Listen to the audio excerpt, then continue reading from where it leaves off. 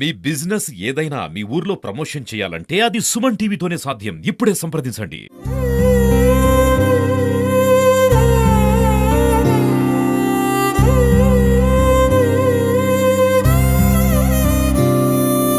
3 months వరకు treatment తీసుకుంటా అన్నాము. 10 రోజులు బ్యాక్ ఏం చెప్పారంటే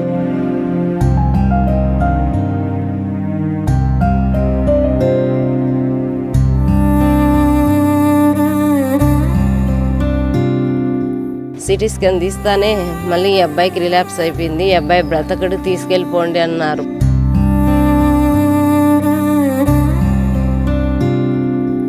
ఏదన్నా హాస్పిటల్కి పోదాం నైనా అంటే ఈ బాధలు నేను భరించలేనమ్మా, నన్ను గుచ్చుకో.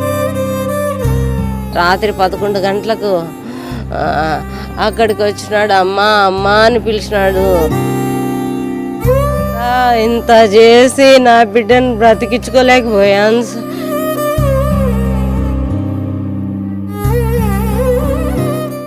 తిరుపతిలో క్యాన్సర్తో బాధపడుతున్నటువంటి కౌశిక్ ఇవాళ చనిపోయాడు. ఆయనకి ట్రీట్మెంట్ ఇస్తూనే ఆరోగ్యం క్షీణించడంతో నిన్న రాత్రి సమయంలో బెంగళూరులో చనిపోయినటువంటి పరిస్థితి. అంటే ఎన్టీఆర్ అంటే చాలా అభిమానం పెంచుకున్నాడు, ఎన్టీఆర్ని చూడాలి, ఆఖరిగా దేవరా సినిమా చూసి చనిపోవాలని ఒక ఆలోచనతో ఆయన ఎంతో ఇష్టపడినటువంటి కౌశిక్ ఆఖరికి ప్రాణాలు విడిచారు.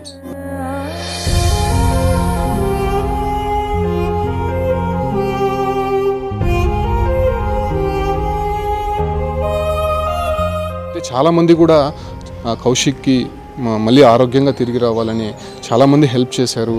అటు సోషల్ మీడియాలో కూడా కౌశిక్కి మళ్ళీ ఆరోగ్యంగా రావాలని చెప్పి కూడా పూజలు చేశారు. సో అటువంటి కౌశిక్ మళ్ళీ లేడు అనేటువంటి వార్త ఆ కుటుంబంలో జీర్ణించుకోలేకుండా పోతున్నారు. అంటే మొదటి నుంచి కూడా తల్లిదండ్రులు చాలా వరకు కూడా కౌశిక్ మళ్ళీ తిరిగి వస్తాడని చాలా ఆశతో ఉన్నారు. అయితే ఆయన ఆరోగ్యం కొంత క్షీణించడంతో ప్రస్తుతం చనిపోయినటువంటి పరిస్థితి మనం చూడవచ్చు. కౌశిక్ పార్థివ దేహానికి అక్కడ కుటుంబ సభ్యులు కావచ్చు, బంధువులు అందరూ కూడా నివాళులు అర్పిస్తున్నటువంటి దృశ్యాలు మనం చూస్తూ ఉన్నాము.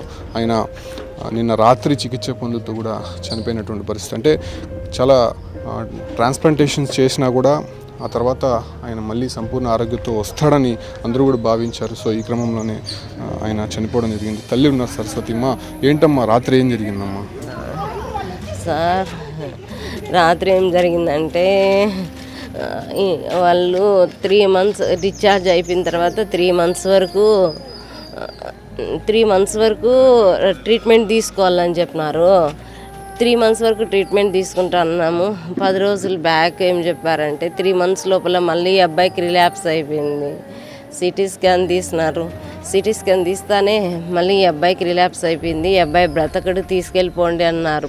10 days బ్యాక్ తీసుకొని వచ్చి ఈ అబ్బాయి ఏదన్నా హాస్పిటల్కి పోదాం నైనా అంటే వద్దమ్మా, నేను వద్దు అని చెప్పాడు. సరేలే అని చెప్పి నేను ఇంకా గుచ్చిపిచ్చుకోలేను. 1.5 year నుంచి నేను బాధలు పడినాను, ఈ బాధలు నేను భరించలేనమ్మా, నన్ను గుచ్చుకొని చంపే అంత అయిపోతుంది, నా వల్ల కాలేదమ్మా అంటే ఇంట్లో పెట్టుకొని ఉన్నాం సార్.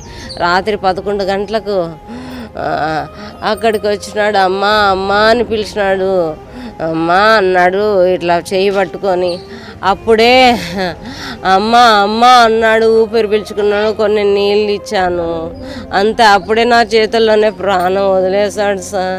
నా బిడ్డను ఇంత చేసి నా బిడ్డను బ్రతికించుకోలేకపోయాను సార్. ఇంత కష్టపడింది నా బిడ్డ ఇంకా బ్రతుకుతాడని చెప్పేసి 1.5 year బాధపడినాను సార్. కానీ నా బిడ్డ బ్రతకలేదు సార్. నా బిడ్డను కోల్పోయాను ఈరోజు సార్.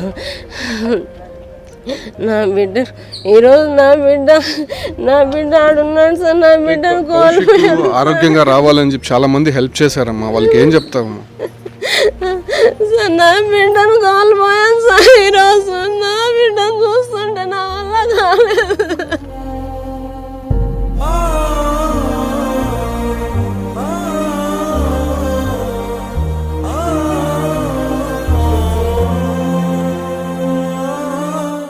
ట్రాన్స్ప్లాంటేషన్ చేశారు కదమ్మా, ఆ తర్వాత రికవరీ అవుతారని డాక్టర్స్ చెప్పారు. ఎందుకు ఇంతలోనే ఇలా జరిగింది?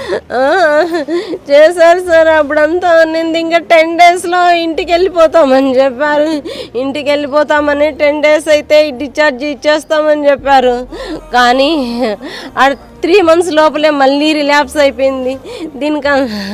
దానికంతటికి కాల్లో రాడ్ ఉంది. ఆ రాడ్ ఇన్ఫెక్షన్ వల్ల మొత్తం క్యాన్సర్ స్ప్రెడ్ అయిపోతుంది సార్. ఎన్నిసార్లు చేసిన అబ్బాయికి బెంగళూరులో ఉన్నప్పుడు అలాగే జరిగింది, ఇప్పుడు అలాగే రిలాప్స్ అయిపోయింది. ఇంకా మేమేం చేయలేమమ్మా అని చెప్పారు సార్. నా బిడ్డను చూడండి. హెల్ప్ చేసిన వాళ్ళకి ఏం చెప్తామా? చాలా మంది కూడా కౌశిక్ ఆరోగ్యంగా తిరిగి రావాలని కోరుకున్నారు. వాళ్ళకంతా ఏం చెప్తాం? వాళ్ళందరికీ థ్యాంక్స్ అని చెప్తాం సార్. ఇంక కృతజ్ఞతలు. వాళ్ళు కోరుకున్నట్టే నేను కోరుకున్నాను. నా బిడ్డ ఇంకా తిరిగి వస్తాడని.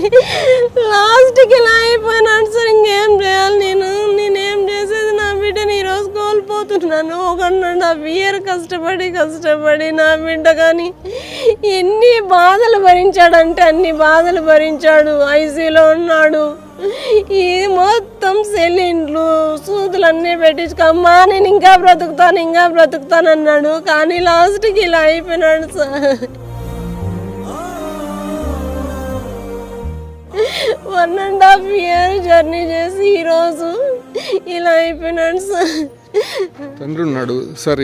మీ తోటి ఎంప్లాయీస్ కూడా హెల్ప్ చేశారు. టీటీడీ నుంచి కూడా చాలా వరకు సహాయం అందింది. ఆఖరికి మీ అబ్బాయిని బతికించుకోలేకపోయారు. ఏంటి సార్, ఆ ట్రీట్మెంట్ సరిగ్గా జరిగిందంటారా? అసలు ప్రాసెస్ ఎట్లా ఉన్నది? మాకు అందరూ డబ్బులు ఇచ్చారు. చాలామంది ఎంప్లాయీస్ మాకు హెల్ప్ చేసినారు. ఎంప్లాయీస్ కాకుండా వేరే వాళ్ళు కూడా హెల్ప్ చేసినారు. మాకు టీటీడీ ఈఓ గారు కూడా 40 లక్షలు శాంక్షన్ చేసినారు. గవర్నమెంట్ నుంచి 11 లక్షలు వచ్చింది.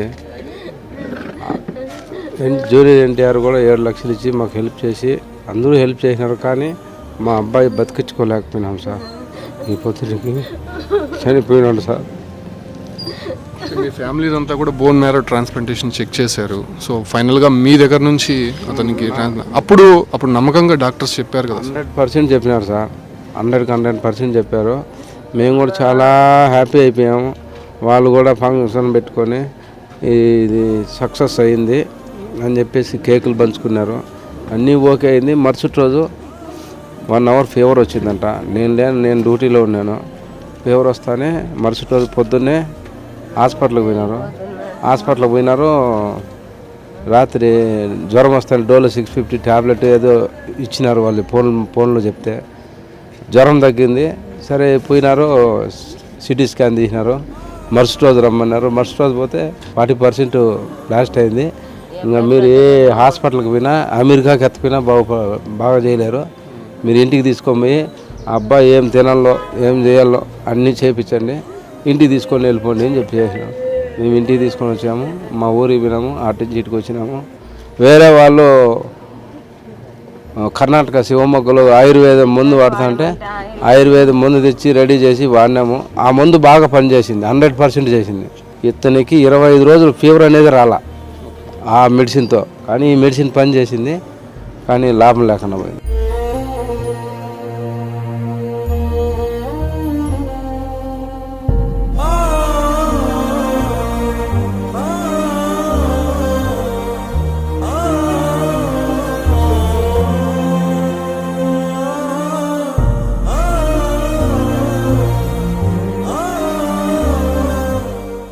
రాత్రి మీతో ఫోన్లో మాట్లాడారంట కదా, ఏం మాట్లాడారు సార్? నాకు ఫోన్ చేశారు. నేను డ్యూటీలో విజయవాడలో ఉన్నాను.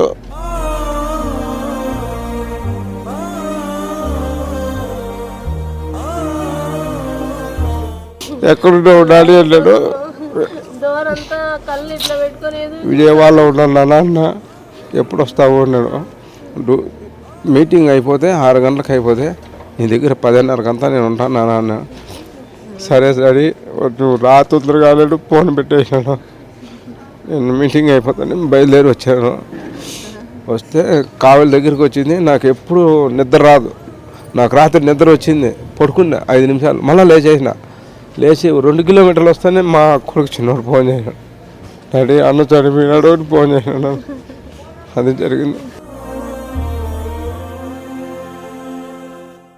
చాలా మంది హెల్ప్ చేశారు కదా సార్, వాళ్ళకి ఏం చెప్తారు? అందరికీ కృతజ్ఞతలు చెప్తున్నాను సార్. చేతులు ఎత్తి జోడించి నమస్కారం చేస్తున్నాను పేరు పేరున అందరికీ. నాకు ఎవరెవరు హెల్ప్ చేసినారో వాళ్ళందరికీ వాళ్ళకి పాదాభివందనం చేస్తున్నాను. కానీ నా బిడ్డ బతకలేకపోయినాడు సార్, బతికించుకోలేకపోయినాం. మీరు చేయాల్సిన పనులు తల్లిదండ్రులుగా మీరు నిర్వర్తించారు, బట్ ఆయన చనిపోవడం జరిగింది. తల్లిదండ్రుల బాధ మనం చూడొచ్చు.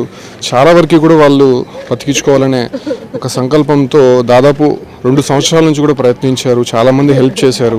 అంటే వాళ్ళకు ఉన్నటువంటి స్తోమతకి మించి ట్రీట్మెంట్ ఇప్పించారు. అయినప్పటికీ ఫైనల్గా కౌశిక్ నిన్న రాత్రి చనిపోవడం జరిగింది. అంటే బోన్ మ్యారో ట్రాన్స్ప్లాంటేషన్ చేసినప్పటికీ కూడా అతను ట్రీట్మెంట్కి మొదట సహకరించిన, ఆ తర్వాత కొంత ఇబ్బందులు ఎదుర్కొన్న పరిస్థితుల్లో ట్రీట్మెంట్ కొంత ఫైనల్ స్టేజ్లోనే అటువంటి ఇష్యూ జరిగింది. 10 డేస్లో కంప్లీట్గా పూర్తవుతుందనగా ఇలా కౌశిక్ చనిపోవడం పట్ల అటు కుటుంబ సభ్యులు కావచ్చు, తన స్నేహితులు అందరూ కూడా బాధపడుతున్నటువంటి దృశ్యాలు చూస్తున్నాం. అంటే అనేక సందర్భాల్లో కూడా మనం చూసాం, అటు చాలామంది కూడా హెల్ప్ చేశారు.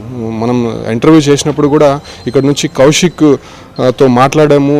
హాస్పిటల్లో ఉన్నటువంటి కౌశిక్ చాలా యాక్టివ్గా మాట్లాడినటువంటి పరిస్థితి. సో అప్పుడే అతను కూడా నేను ఖచ్చితంగా ఆరోగ్యంగా తిరిగి వస్తాను, మళ్ళీ ఇంటర్వ్యూ చేద్దామని చెప్పి కూడా అతను అప్పుడు చెప్పడం జరిగింది. సో ఫైనల్గా దాదాపు 6 మంత్స్ ట్రీట్మెంట్ తర్వాత మళ్ళీ కంటిన్యూస్ ట్రీట్మెంట్లో కొంత అక్కడ ఫెయిల్యూర్ అవడంతో ఫైనల్గా అతను చనిపోవడం జరిగింది. ప్రస్తుతం ఎన్టీఆర్ అభిమానులతో పాటు ఎన్టీఆర్ కూడా ఆయనతో వీడియో కాల్లో మాట్లాడినటువంటి దృశ్యాలు. అంటే ఎన్టీఆర్ అంటే పిచ్చి ప్రేమ అతనికి. సో ఫైనల్గా అతను దేవరా సినిమా అయితే చూశాడు.